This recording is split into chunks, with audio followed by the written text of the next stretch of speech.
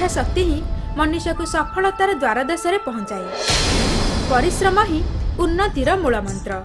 आम चाषी भाई आग्रह उत्साह और परिश्रम पई ओडिशा आज कृषि क्षेत्र में एक अग्रणी राज्य भावे आगक बढ़ुछि।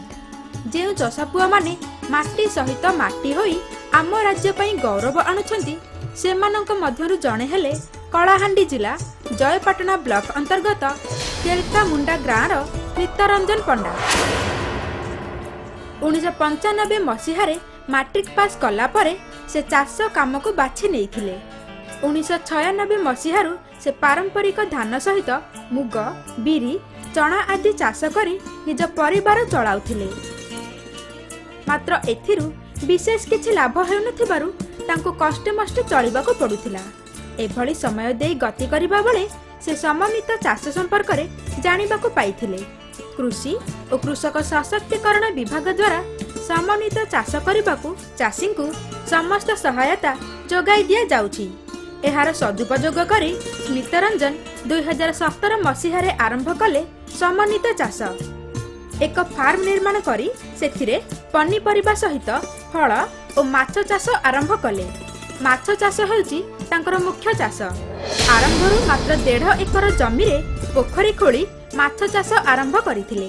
मात्र निजर परिश्रम बलरे एबे से 10 एकर जमी रे पोखरी करी माछ उत्पादन करूछंती। विभिन्न माछ मध्यरे रहिछि रोही भाकुर बिलाती रोही ग्रास कार्प मिरिकाली एवं पंगस भेराइटीर माछ।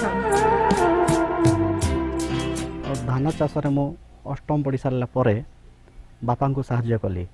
1996 मैट्रिक पास कली और ता परठू धान चाष मु निजे कली। धानर अभावी बिक्री पाई धान चाष रे मन बलिला नहीं। तापरे 2017-18 रे गोटे पोखरी खोलिली 1.5 एकर। ता परठू 1.5 एकर वर्तमान 5 एकड़ 10 एकड़ हो गलानी। सरकारी केन्द्ररू जाल आनी से व्यवसाय करूछंदी। माछ चाष पई आम राज्य सरकार समस्त सहायता जोगाई देइछंदी। मत्स्य पोखरी खनन योजना रे तांको सहायता मिलिछि। मोट 19 लाख टंकार प्रोजेक्ट रे सरकारक तरफरु 6,80,000 टंका सब्सिडी आकार रे प्रदान करा जाइछि। ए ब्लॉक रो स्मितरंजन पंडा धान चाष उद्यान भित्तिक चाष एवं सर्वोपरि माछ चाष करी सी गोटे सफल चाषी रूपे अग्रणी चाषी रूपे परिगणित होती। यही वर्ष सी राज्य स्तरीय पुरस्कार प्राप्त पाइछन्ति एवं तांको आगामी दिन रे पशुपालन मेंढा चाष इत्यादि करी आउरी आगु को बढ़िया ପାଇଁ से चेष्टा जारी रखिछन्ति। केवल माछ चाषर स्मितरंजन वार्षिक पाखापाखी 8 लाख टंका रोजगार करूछन्ति।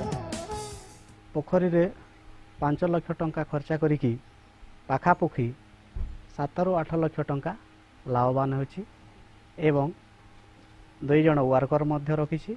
तांको 2 परिवार मध्य सुरखुरु रे चलुछि।